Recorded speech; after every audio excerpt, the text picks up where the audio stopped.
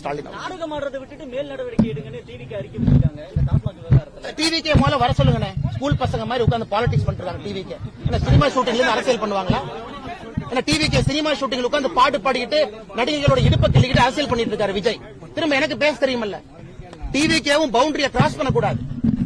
நானும் டிவிக்கேவும் மரியாதையா தான் பேசிட்டு இருக்கேன். அறிக்கை விடும்போது அறிக்கைக்கு ஒரு காரணம் இருக்கும்.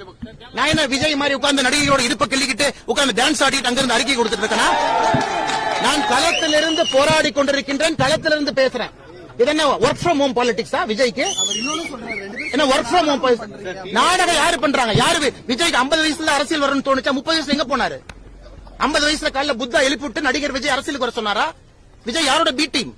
நாடகம் யாரு பண்றாங்க? பிஜேபி பண்ணுதா விஜய் பண்றாரா? நாடகம் பண்ணுவது விஜய், நாடகம் பண்ணுவது டிவிக்கு.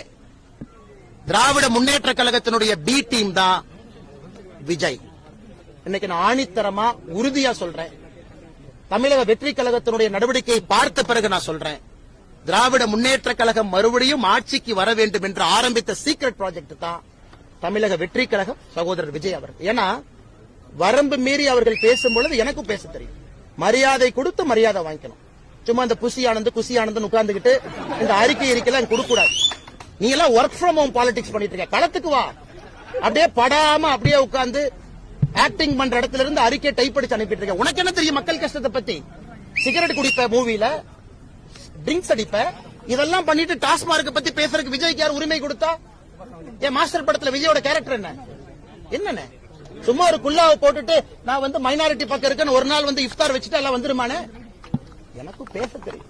அதனால இந்த அறிக்கை எல்லாம் இந்த புசி ஆனந்தெல்லாம் கரெக்டா லிமிட்ல வச்சுக்கணும்.